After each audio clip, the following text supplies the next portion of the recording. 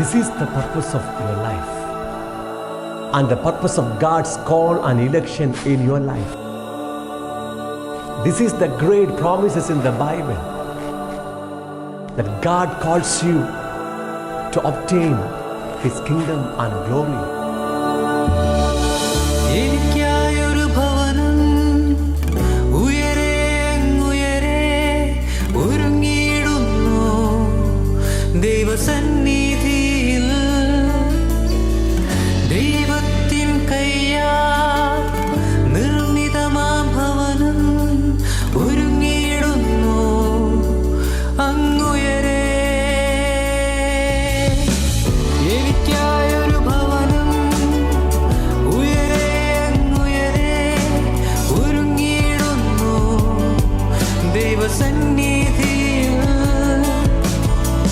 ദൈവത്തിൻ കയ്യാൽ നിർമ്മിതമാം ഭവനം ഒരുങ്ങിയിടുന്നു അങ്ങുയരെ. പതിനായിരങ്ങളിൽ സുന്ദരനെ ഞാൻ കാണുമേ, തേജോമയനാമൻ പിതാവിനെ ഞാൻ കാണുമേ. പതിനായിരങ്ങളിൽ സുന്ദരനെ ഞാൻ കാണുമേ, തേജോമയനാമൻ പിതാവിനെ ഞാൻ കാണുമേ.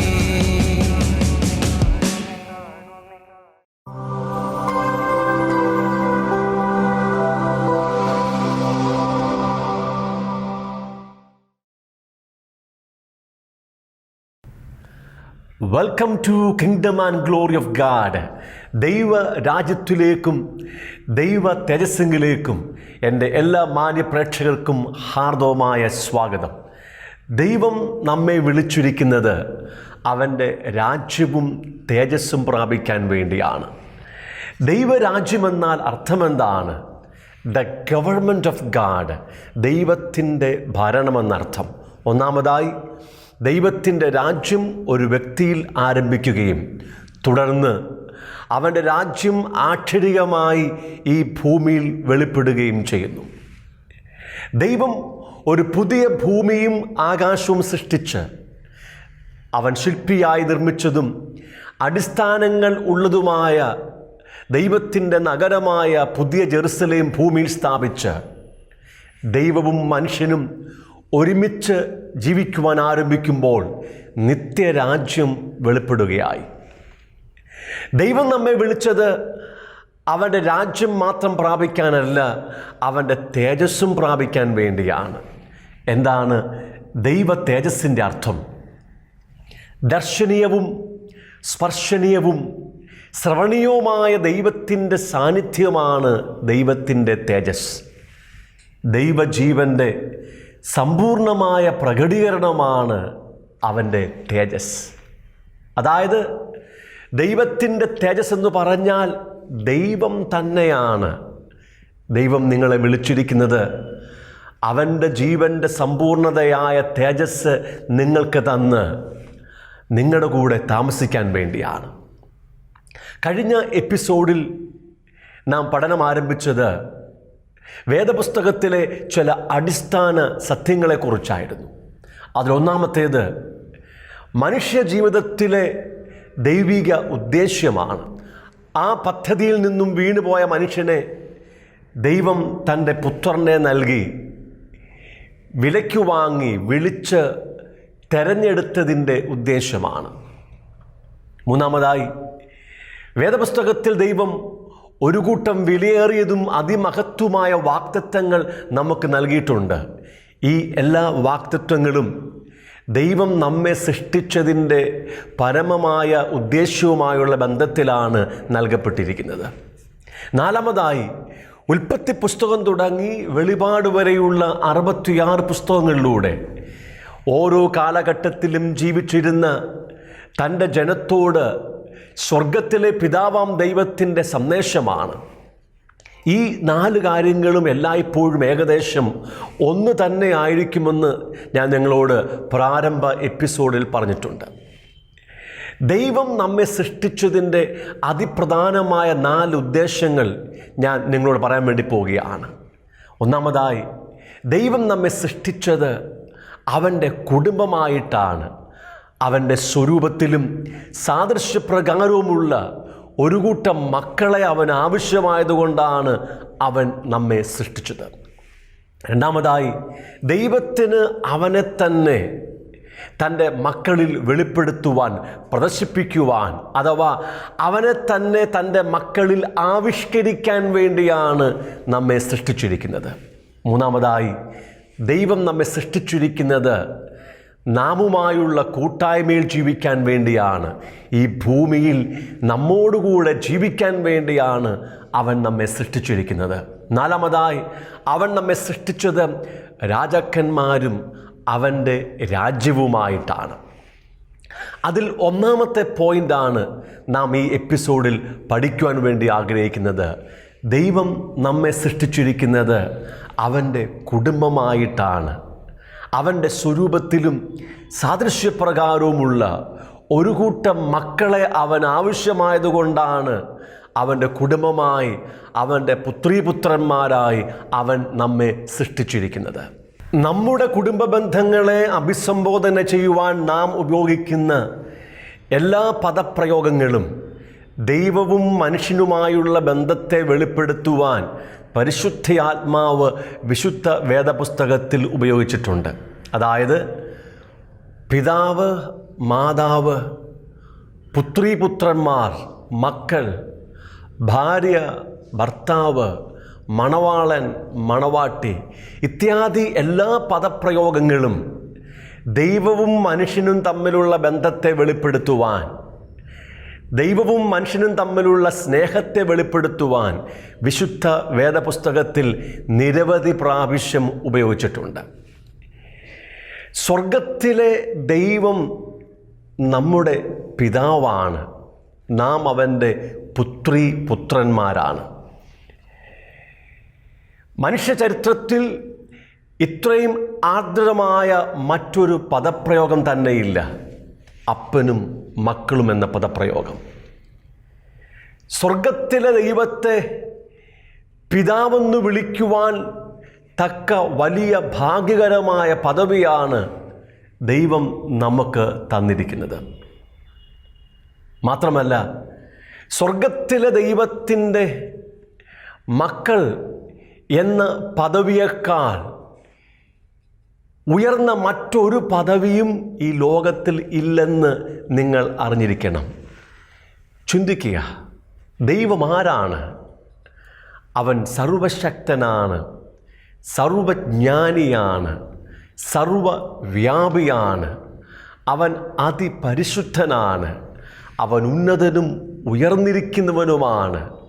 ഇത്ര മഹോന്നതനായ ദൈവത്തിൻ്റെ മക്കൾ എന്ന പദവിയേക്കാൾ വലുതായ മറ്റൊരു പദവിയുമില്ലെന്ന് വിശുദ്ധ വചനം നമ്മെ വ്യക്തമായിട്ട് പഠിപ്പിക്കുകയാണ്. ഈ ഒരു പ്രകാശനം നിങ്ങളുടെ ഹൃദയത്തിൽ വന്നാൽ, അതായത് സ്വർഗത്തിലെ ദൈവം നിങ്ങളുടെ പിതാവാണെന്നും നിങ്ങൾ അവൻ്റെ പുത്രീപുത്രന്മാരാണെന്നുമുള്ള ഒരു വെളിപ്പാട് നിങ്ങളുടെ അകത്തു വന്നാൽ, ഇപ്പോൾ ജീവിക്കുന്നത് പോലെ ഇനിമേൽ നിങ്ങൾക്ക് ജീവിക്കാൻ കഴിയത്തില്ല. നാളെക്കുറിച്ച് നിങ്ങൾക്ക് യാതൊരു കാരണവശാലും ആകുല ചിത്തരാകാൻ കഴിയത്തില്ല. നിങ്ങളുടെ ജീവിതത്തിൻ്റെ ആവശ്യങ്ങളെക്കുറിച്ച് നിങ്ങൾക്ക് ഭാരപ്പെടാൻ കഴിയത്തില്ല. ദുഃഖത്തിലോ നിരാശയിലോ വേദനയിലോ ഭയത്തിലോ നിങ്ങൾക്ക് തുടരുവാൻ കഴിയത്തില്ല. കാരണം നിങ്ങൾക്ക് ഒരു പിതാവ് സ്വർഗത്തിലുണ്ട്. സർവപ്രപഞ്ചത്തിൻ്റെ സൃഷ്ടാവായ ദൈവം നിങ്ങളുടെ പിതാവാണ്. നിങ്ങൾ ചോദിക്കും മുമ്പേ നിങ്ങളുടെ ആവശ്യങ്ങൾ അറിയുന്നവനും ആ ആവശ്യങ്ങൾ നിറവേറ്റുന്നവനുമായ ഒരു പിതാവ് നിങ്ങൾക്ക് സ്വർഗത്തിലുണ്ടെന്ന് അറിഞ്ഞാൽ നിങ്ങൾക്ക് എങ്ങനെ നാളെക്കുറിച്ച് ഭാരപ്പെടാൻ കഴിയും? എങ്ങനെ ഭൗതിക ആവശ്യങ്ങളെക്കുറിച്ച് നിരാശനാകാൻ കഴിയും? ദൈവം നിങ്ങളുടെ പിതാവാണെന്നുള്ള വെളിപ്പാട് ഈ എപ്പിസോഡുകളിലൂടെ നിങ്ങൾ പ്രാപിച്ചു കഴിയുമ്പോൾ ഈ ഭൂമിയിൽ നിങ്ങൾ പൂർണ്ണമായി വിടുവിക്കപ്പെട്ടിരിക്കും. യാതൊന്നിനും യാതൊരു ശക്തിക്കും നിങ്ങളെ ബാധിക്കുവാനോ കീഴ്പ്പെടുത്തുവാനോ കഴിയത്തില്ലെന്ന് നിങ്ങൾ ഗ്രഹിക്കാൻ വേണ്ടി പോവുകയാണ്. എഫേസ്യ ലേഖനം 3-ാം അധ്യായത്തിൻ്റെ 14-ാം വാക്യം ഞാൻ നിങ്ങളെ വായിച്ചു കേൾപ്പിക്കാം.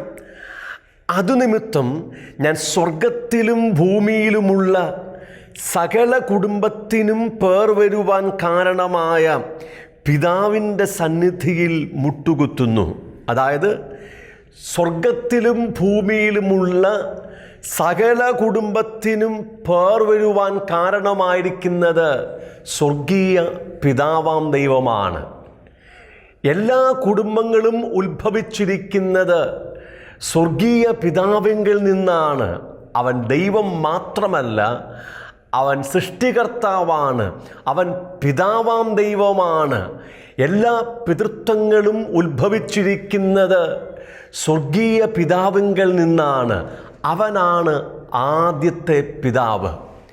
പിതാവെന്ന നാമം ഉത്ഭവിച്ചിരിക്കുന്നത് മനുഷ്യൻ്റെ ഇടയിൽ നിന്നല്ല, പിന്നെയോ ആ സ്വർഗത്തിലെ ദൈവത്തിങ്കൽ നിന്നാണ്. എല്ലാ പിതൃത്വങ്ങളുടെയും ഉത്ഭവം സ്വർഗത്തിലെ പിതാവാം ദൈവമാണെന്ന് വചനം വ്യക്തമായി നമ്മെ പഠിപ്പിക്കുകയാണ്. വിശുദ്ധ വേദപുസ്തകത്തിൽ വെളിപ്പെടുത്തിയിരിക്കുന്ന സ്വർഗീയ പിതാവാം ദൈവത്തിൻ്റെ കുടുംബത്തിൻ്റെ ലഘുവായ ചരിത്രം വേഗത്തിൽ ഞാൻ നിങ്ങളുമായി പങ്കുവെക്കുവാൻ ശ്രമിക്കുകയാണ്.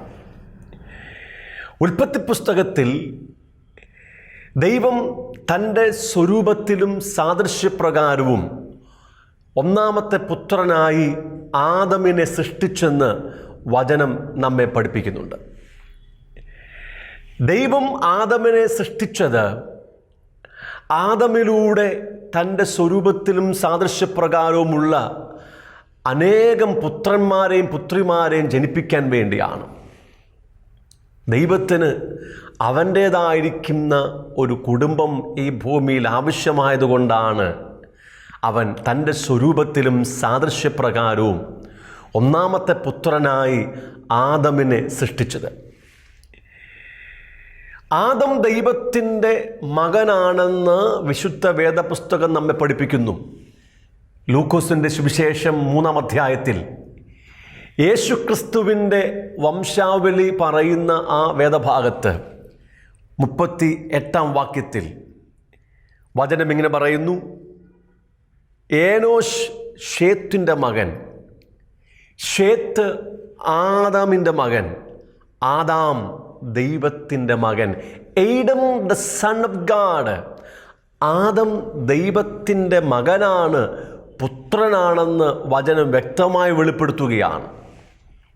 എന്നാൽ ഒന്നാമത്തെ പുത്രനായ ആദാം സ്വർഗത്തിലെ പിതാവിൻ്റെ നിയമങ്ങൾ ലംഘിച്ച് അവനെതിരെ പാപം ചെയ്ത് പാപിയായി തീർന്ന് ദൈവം അവനെ സൃഷ്ടിച്ചിരിക്കുന്ന ആ പദ്ധതിയിൽ നിന്ന് അവൻ വീണുപോയി. എന്നാൽ പാപത്താൽ ദൈവിക കുടുംബത്തിൽ നിന്നും അന്യമാക്കപ്പെട്ട ആദമിൻ്റെ ഒരു മകനായ ശേത്തും അവൻ്റെ സന്തതി പരമ്പരകളും യഹോവയാം ദൈവത്തെ ആരാധിക്കുകയും അവൻ്റെ കൂടെ നടക്കുകയും ചെയ്തു. ഉൽപ്പത്തി പുസ്തകം 6-ാം അധ്യായത്തിൽ ദൈവത്തിൻ്റെ പുത്രന്മാർ എന്ന് പറഞ്ഞിരിക്കുന്നത് ഈ ശേത്തിൻ്റെ സന്തതി പരമ്പരകളെയാണെന്ന് വചനം വ്യക്തമായി നമ്മോട് പറയുകയാണ്. 6-ാം അധ്യായത്തിൽ വചനം ഇങ്ങനെ പറയുന്നു: മനുഷ്യൻ ഭൂമിയിൽ പെരുകിത്തുടങ്ങി, അവർക്ക് പുത്രിമാർ ജനിച്ചപ്പോൾ ദൈവത്തിൻ്റെ പുത്രന്മാർ മനുഷ്യരുടെ പുത്രിമാരെ സൗന്ദര്യമുള്ളവരെന്ന് കണ്ടിട്ട് തങ്ങൾക്ക് ബോധിച്ച ഏവരെയും ഭാര്യമാരായെടുത്തു. അതായത് വീണുപോയ കയീൻ്റെ പാരമ്പര്യക്കാർ, അവരെയാണ് മനുഷ്യൻ്റെ പുത്രിമാർ എന്ന് പറഞ്ഞിരിക്കുന്നത്. ദൈവത്തെ സേവിച്ച് ദൈവത്തിൻ്റെ കൂടെ നടന്ന ഷേത്തിൻ്റെ സന്തതി പരമ്പരകളെയാണ് ദൈവത്തിൻ്റെ പുത്രന്മാരെന്ന് വചനം പറയുന്നത്. പലരും ധരിച്ചു വച്ചിരിക്കുന്നത് ദൈവത്തിൻ്റെ പുത്രന്മാരെന്ന് പറഞ്ഞിരിക്കുന്നത് ദൂതന്മാരാണ്, അല്ലെങ്കിൽ വീണുപോയ ദൂതന്മാരാണെന്നാണ്. എന്നാൽ വചനം വ്യക്തമായി പറയുന്നൊരു കാര്യമുണ്ട്: ദൂതന്മാർക്ക് പ്രത്യുൽപാദന ശേഷിയില്ല. മക്കളെ ജനിപ്പിക്കുവാനുള്ള കഴിവ് അവർക്കില്ലെന്ന് വചനത്തിൽ യേശു കർത്താവ് തന്നെ വ്യക്തമായി പറയുന്നുണ്ട്. ഇവിടെ മനുഷ്യൻ്റെ പുത്രിമാർ കയീൻ്റെ പാരമ്പര്യക്കാരാണ്. 4-ാം അധ്യായത്തിൽ 16-ാം വാക്യം തുടങ്ങി 24-ാം വാക്യം വരെ വീണുപോയ കയീൻ്റെ കുടുംബക്കാരെക്കുറിച്ച്, സന്തതി പരമ്പരകളെക്കുറിച്ച് വചനം പറയുന്നുണ്ട്. തുടർന്ന് 25-26 വാക്യങ്ങളിൽ ആദമിന് ഷേത്ത് എന്ന മകൻ ജനിക്കുന്നു.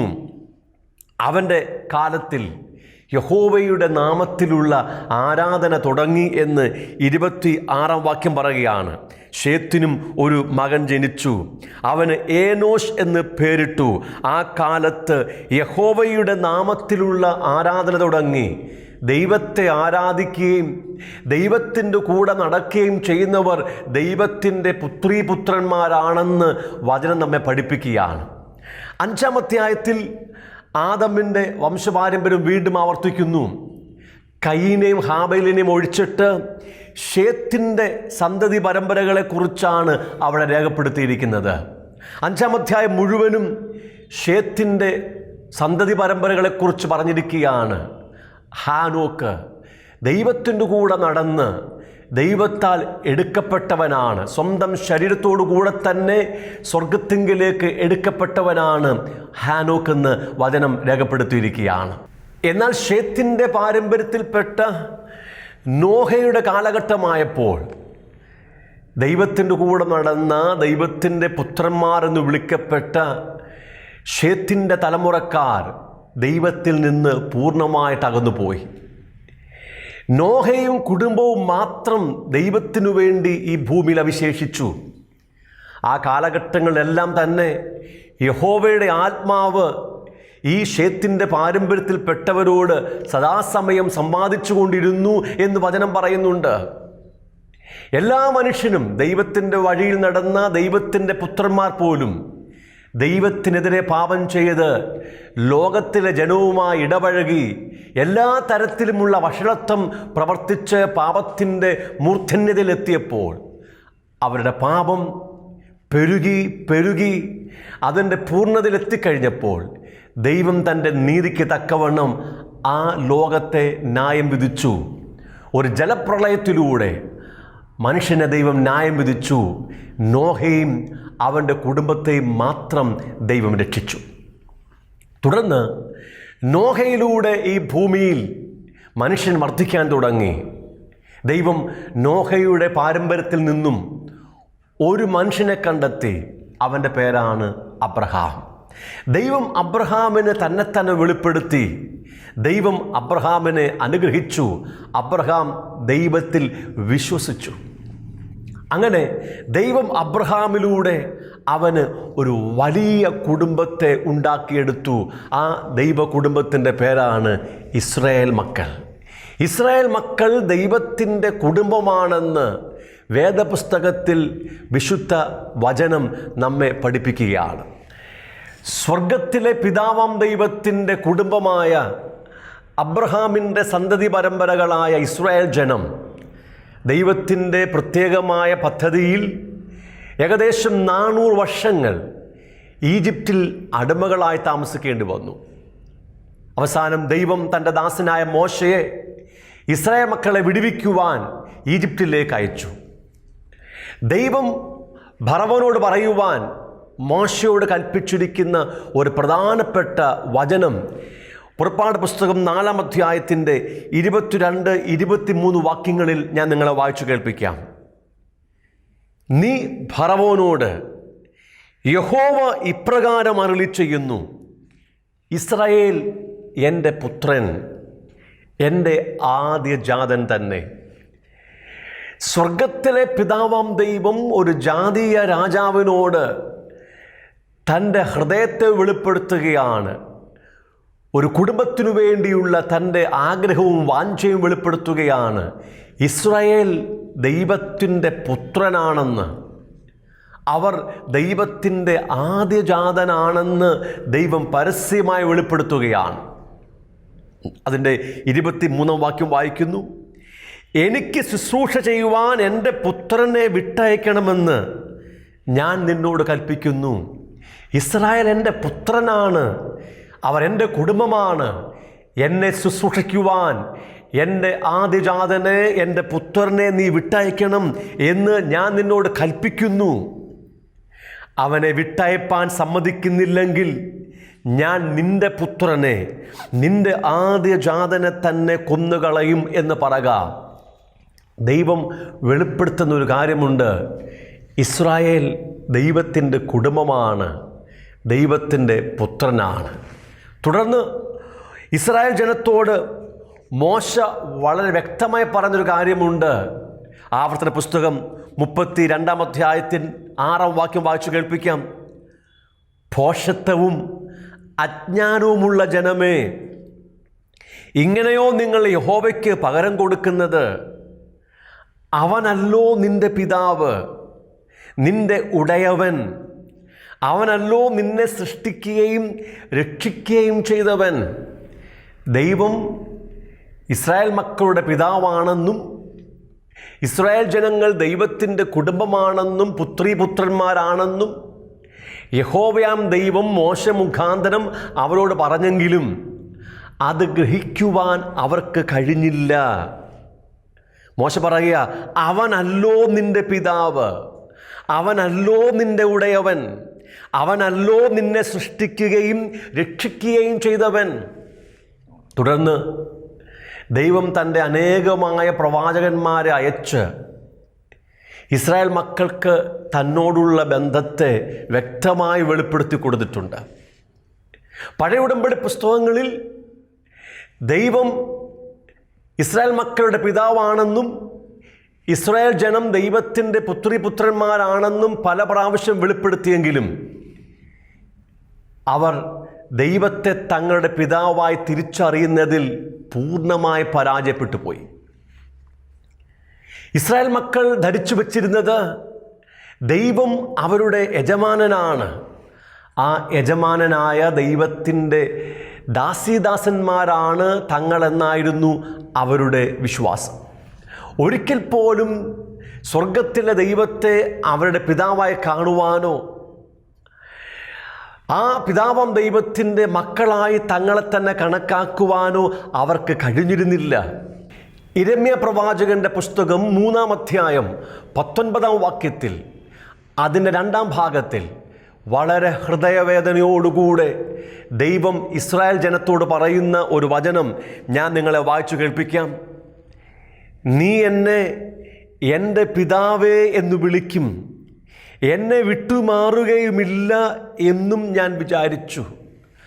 I thought that you would call me father. ദൈവം പറയുകയാണ്, ഞാൻ വിചാരിച്ചു നീ എന്നെ പിതാവേ എന്ന് വിളിക്കുമെന്ന്. എന്നാൽ ഇസ്രായേൽ ജനം സ്വർഗത്തിലെ ദൈവം അവരുടെ പിതാവാണെന്നും തങ്ങൾ ദൈവത്തിൻ്റെ പുത്രീപുത്രന്മാരാണെന്നും തിരിച്ചറിയുന്നതിൽ സമ്പൂർണ്ണമായി പരാജയപ്പെട്ടു പോയി. 3 അധ്യായത്തിൻ്റെ 4 വാക്യത്തിൽ ദൈവം പറയുകയാണ്, നീ ഇന്നു മുതൽ എന്നോട് എൻ്റെ പിതാവേ, നീ എൻ്റെ യൗവനത്തിലെ സഖി എന്ന് വിളിച്ചു പറയുകയില്ലയോ? നിങ്ങൾക്ക് ദൈവത്തിൻ്റെ ഹൃദയം കാണാൻ കഴിയുമോ? അവൻ നമ്മുടെ ദൈവം മാത്രമല്ല, അവൻ നമ്മുടെ പിതാവും കൂടെയാണ്. അവൻ നമ്മെ സൃഷ്ടിച്ചത് അവൻ്റെ പുത്രീപുത്രന്മാരായി തീരാൻ വേണ്ടിയാണ്. ഇസ്രായേൽ ജനം അത് ഗ്രഹിക്കുന്നതിൽ പൂർണ്ണമായി പരാജയപ്പെട്ടു പോയി. മാത്രമല്ല, അവർ സ്വർഗത്തിലെ പിതാവിനെ ഉപേക്ഷിച്ച് വിഗ്രഹങ്ങളെ ഉണ്ടാക്കി അന്യദൈവങ്ങളെ സേവിച്ച് പൂർണ്ണമായും ദൈവ കുടുംബത്തിൽ നിന്ന് വെളിയിലാക്കപ്പെട്ടു. ആദമിൻ്റെയും ശേത്തിൻ്റെ സന്തതി പരമ്പരകളുടെയും ഇസ്രായേൽ മക്കളുടെയും പാപം ദൈവത്തിൻ്റെ കുടുംബം സ്ഥാപിക്കുക എന്നുള്ള പദ്ധതിക്ക് ഒരു നാളും നീക്കം വരുത്തുന്നില്ല. മനുഷ്യൻ്റെ അനുസരണക്കേടുകൾ, മനുഷ്യൻ്റെ പാപം സ്വർഗത്തിലെ ദൈവത്തിൻ്റെ പദ്ധതികൾക്ക് നീക്കം വരുത്തുന്നില്ല. കാലസമ്പൂർണതയിൽ ദൈവം തൻ്റെ ഏകജാതനായ പുത്രനായ യേശുക്രിസ്തുവിനെ ഈ ഭൂമിയിലേക്ക് അയച്ചു. യേശുക്രിസ്തു ഭൂമിയിൽ വന്നത് മനുഷ്യവർഗത്തിൻ്റെ പാപങ്ങൾക്ക് പരിഹാരം വരുത്താൻ വേണ്ടിയാണ്. അവനെ നിത്യമായ മരണത്തിൽ നിന്നും രക്ഷിക്കാൻ വേണ്ടിയാണ്, അവനെ നീതീകരിച്ച് നീതിമാനാക്കാൻ വേണ്ടിയാണ്, അവനെ വിശുദ്ധീകരിച്ച് തൻ്റെ ജീവൻ കൊടുത്ത് നിത്യ തേജസ്സിങ്കിലേക്ക് മടക്കി കൊണ്ടുപോകാൻ വേണ്ടിയാണ്. ഇതെല്ലാം വേദപുസ്തകത്തിൽ രേഖപ്പെടുത്തിയിട്ടുണ്ട്. എന്നാൽ അവൻ്റെ പാപങ്ങൾ മോചിക്കുന്നതും അവനെ രക്ഷിക്കുന്നതും നീതീകരിക്കുന്നതും നീതിമാന്മാരാക്കുന്നതിൻ്റെയൊക്കെ അടിസ്ഥാനപരമായ ലക്ഷ്യമെന്താണ്? യേശുക്രിസ്തു ഭൂമിയിൽ വന്നത് നമ്മുടെ പാപങ്ങൾ മോചിച്ച് നമ്മെ രക്ഷിച്ച് നമ്മെ തിരികെ ദൈവ കുടുംബത്തിലേക്ക് വരുത്തുവാൻ വേണ്ടിയാണ്. യേശുക്രിസ്തു ഭൂമിയിൽ വന്നത് ദൈവത്തിൻ്റെ ഭവനം, ദൈവത്തിൻ്റെ കുടുംബം ഈ ഭൂമിയിൽ പുനഃസ്ഥാപിക്കാൻ വേണ്ടിയാണ്. യേശുവിനെ കൈക്കൊണ്ട് യേശുക്രിസ്തുവിൻ്റെ നാമത്തിൽ വിശ്വസിക്കുന്ന ഏവർക്കും ദൈവത്തിൻ്റെ മക്കളാകുവാൻ അവൻ അധികാരം കൊടുത്തിരിക്കുകയാണ്. യേശുവിനെ സ്വീകരിക്കുന്ന എല്ലാവരും ദൈവ കുടുംബത്തിൽ വീണ്ടും ജനിച്ച് ദൈവത്തിൻ്റെ പുത്രീപുത്രന്മാരായി തീർന്ന് സ്വർഗത്തിലെ ദൈവത്തെ പിതാവെന്ന് വിളിക്കുവാൻ പദവി ലഭിച്ചവരാണ്. സൃഷ്ടികർത്താവെന്ന നിലയിൽ അവൻ സർവ മനുഷ്യൻ്റെയും പിതാവാണെങ്കിൽ, രക്ഷകൻ എന്ന നിലയിൽ യേശുക്രിസ്തുവിൽ വിശ്വസിക്കുന്നവരുടെ പിതാവാണ് അവൻ. കിങ്ഡം ആൻഡ് ഗ്ലോറി മിനിസ്ട്രീസിൻ്റെ ആഫ്രിക്കൻ മിഷനിലേക്ക് എൻ്റെ എല്ലാ മാന്യപ്രേക്ഷകർക്കും ഹാർദവമായ സ്വാഗതം. ആഫ്രിക്കയുടെ മിക്ക രാജ്യങ്ങളിലും തുടരുന്ന ആഭ്യന്തര യുദ്ധങ്ങളിൽ നിന്നും അഭയാർത്ഥികളായി യുഗാണ്ടയിൽ ജീവിക്കുന്ന 40 ലക്ഷത്തിലധികം വരുന്ന ജനങ്ങളുടെ മധ്യത്തിലാണ് നമ്മുടെ പ്രവർത്തനങ്ങൾ ഇപ്പോൾ നടന്നുകൊണ്ടിരിക്കുന്നത്. യുദ്ധത്തിൻ്റെയും ബലാത്സംഗത്തിൻ്റെയും കടുത്ത ഭീതിയിലും ആകുലതയിലും കഴിയുന്ന ഒരു കൂട്ടം ജനം ഒരു പ്ലാസ്റ്റിക് ഷീറ്റിൻ്റെ മറയിലും മൺകൂടാരങ്ങളിലും ശിഷ്ടായുസ് മുഴുവൻ അന്തി ഉറങ്ങുവാൻ വിധിക്കപ്പെട്ടവർ. ശരിയായ അളവിലുള്ള പോഷകാഹാരമോ വസ്ത്രമോ വിദ്യാഭ്യാസമോ ആധുനിക ചികിത്സ സംവിധാനങ്ങളോ ഇവർക്ക് ഇപ്പോഴും അന്യമാണ്. വളരെ ശോചനീയമായ പരിസ്ഥിതിയിൽ കേവലം മൃഗങ്ങളെപ്പോലെ ജീവിതം തള്ളി നീക്കുവാൻ വിധിക്കപ്പെട്ട മാനസിക ശാരീരിക വൈകല്യങ്ങൾക്ക് അടിമയായവരും അനാഥരുമായ ആയിരങ്ങൾ ഇതിൻ്റെ മധ്യത്തിലുണ്ട്. ഹ്യൂമൻ ട്രാഫിക്കിംഗ്, ലൈംഗിക ചൂഷണവും നിർബാധം തുടരുന്ന ഇവിടെ മാനസിക വൈകല്യങ്ങളുള്ള കുഞ്ഞുങ്ങൾ പോലും പിച്ചുചീന്തപ്പെടുന്ന ദാരുണ സംഭവങ്ങൾ വിരളമല്ല. കുട്ടികൾ ഉൾപ്പെടെ ജനത്തിനായി ദീർഘമണിക്കൂറുകൾ കാത്തു നിൽക്കുന്നത് നിത്യകാഴ്ചയാണ്. ഈ ജനത്തിന് ആശ്വാസവും ധൈര്യവും പകർന്നുകൊണ്ട് 25ഓളം വരുന്ന നമ്മുടെ മിഷൻ പ്രവർത്തകർ ഭവനങ്ങൾ സന്ദർശിക്കുകയും വചനം പഠിപ്പിക്കുകയും ഇവർക്കായി പ്രാർത്ഥിക്കുകയും ചെയ്യുന്നു. ഗ്ലോറിയസ് കിഡ്സ് കാസിൽ എന്ന പേരിൽ മാനസിക വൈകല്യങ്ങൾ ഉള്ള കുഞ്ഞുങ്ങളുടെ പുനരധിവാസത്തിനായുള്ള ഒരു സ്ഥാപനവും നാം ആരംഭിച്ചിട്ടുണ്ട്. ആഫ്രിക്കയുടെ വിവിധ രാജ്യങ്ങളിലേക്ക് സുവിശേഷ ദൗത്യവുമായി മിഷണർമാരെ അയക്കുന്നതിനായി ബൈബിൾ ട്രെയിനിങ് സെൻ്ററിൻ്റെ നിർമ്മാണ പ്രവർത്തനങ്ങൾ ഇവിടെ പുരോഗമിച്ചുകൊണ്ടിരിക്കുന്നു. അനാഥരും ശാരീരിക വൈകല്യങ്ങളുമുള്ള കുഞ്ഞുങ്ങൾക്ക് വേണ്ടി ഒരു ബോർഡിംഗ് സ്കൂൾ, ഒരു കുഴൽക്കിണർ നിർമ്മാണ യൂണിറ്റ്, മൊബൈൽ മെഡിക്കൽ യൂണിറ്റ് തുടങ്ങിയവ ആരംഭിക്കുവാനുള്ള ഒരുക്കത്തിലാണ് നമ്മൾ. ഈ ദൗത്യത്തിൽ നിങ്ങൾക്കും ഞങ്ങൾക്കൊപ്പം പങ്കുചേരുവാൻ അവസരമുണ്ട്.